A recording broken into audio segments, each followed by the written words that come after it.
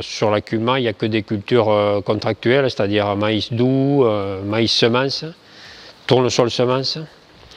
Maintenant, colza semence, tous les adhérents ont quasiment élevage avicole ici, ou poulet, chapon, poularde, voilà. Au niveau matériel, 3 tracteurs, mise en culture, c'est-à-dire cover crop, 2 cultivis, un pulvé, un semoir, un épandeur d'engrais, un enfouisseur d'azote, un broyeur, une remorque, enfin toute la chaîne de mécanisation qui permet de mettre en culture du maïs, au tournesol aussi maintenant. Deuxième grosse activité, c'est la récolte.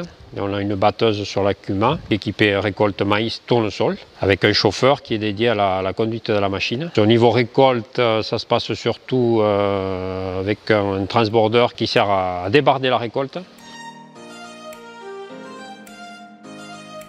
Travail de sol simplifié depuis 1998. Donc la réflexion a été faite parce que dans le secteur on a des terres assez battantes. Il faut un semoir vraiment équipé pour semer sur du simplifié, un semoir lourd et équipé de chasse détritus. Voilà, un semoir capable de semer dans des terrains un peu sales, quoi, il faut le dire. Mais bon, au début ça choque. C'est vrai que ça a parlé un peu autour de nous. Quand ils nous ont vu travailler comme ça, ils ont dit ça y est. Ces jeunes, ils ont perdu la tête.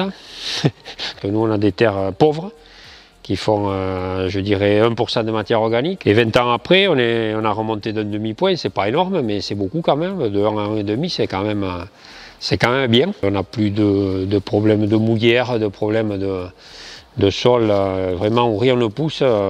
Ces morceaux-là, on ne les trouve plus. On a des parcelles qui se ressuient très bien. Et voilà, on essaye au maximum de conforter ce non-retournement du sol, de ce travail. Mais ensuite, bon, contrepartie, les herbes, elles sont bien, quoi, elles poussent facilement.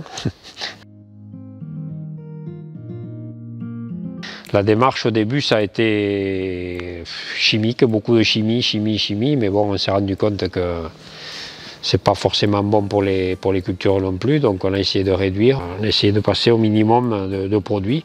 Avec un appareil performant, on arrive à faire de très bons résultats avec des doses moindres que ce qui est toléré, quoi. C'est grâce à la qualité des buses, grâce à les buses anti-dérive, grâce aux coupures de tronçons aussi, parce qu'on a beaucoup de petites parcelles.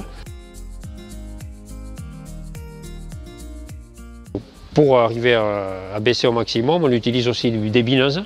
On fait du désherbage mécanique pour essayer de tuer les adventices au maximum quand les conditions le permettent. Nous, en binage, sur la CUMA Pouilly-de-Sceaux, on n'est pas équipé. On travaille en intercuma avec la CUMA du Pioc, avec un système de cuve à l'avant qui permet de désherber en semant. La terre est déjà propice à avoir de meilleurs résultats parce que bon, la terre est humide, on sème et on désherbe en même temps, donc on a de meilleurs résultats.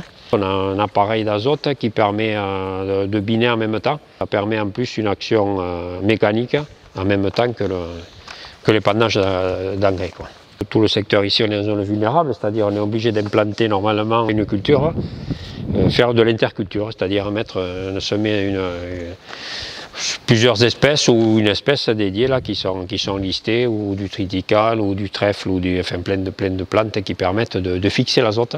Pour essayer de limiter l'utilisation des produits phytos, le plus facile c'est que la mauvaise herbe elle ne pousse pas. Si on ne veut pas la tuer, il ne faut pas qu'elle se développe.